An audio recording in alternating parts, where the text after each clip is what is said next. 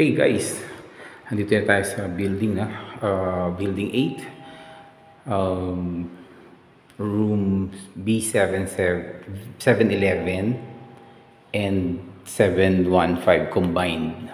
Okay, so tara pasukin natin. Okay guys, 68 square meters, no? 52.68 square meters. Okay, yung floor area combined, the unit 711 and 715. Okay, ang total cost niya ay 5,268,000. 5,268,000. Okay guys, pasukin natin para makita natin. Okay,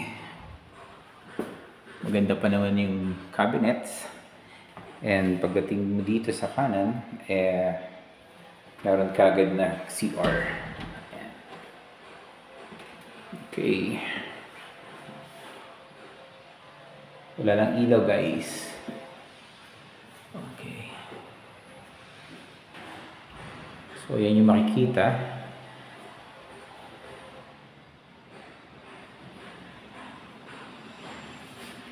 Okay, first room, eto.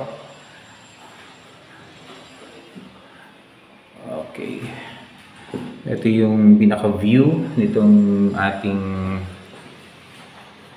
bintana. Ayun po yung SM City sukat, ayan.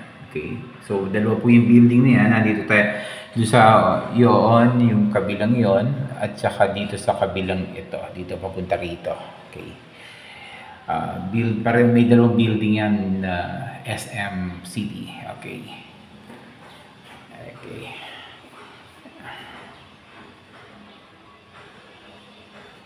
Maganda pa naman. Ito, bukas dito, open na dito, merong access wall, parang access space, no? Actually, access door siya para makapunta doon sa kabila. Okay, ayan. So, ganoon din, meron din kitchen dito. Okay, combined unit, no? Tignan natin to. CR.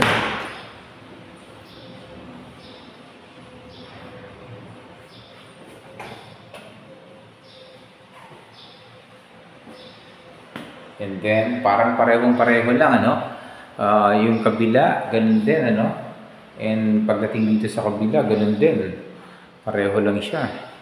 And may balcony to. Okay. Yan, may balcony, may view.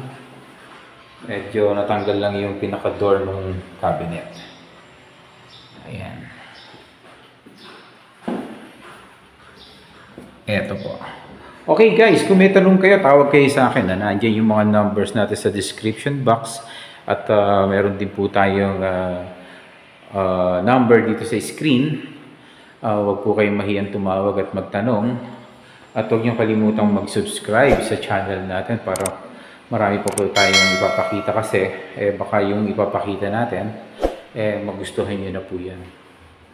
Okay, hanggang sa muli po, marami pong salamat sa oras niya. Bye!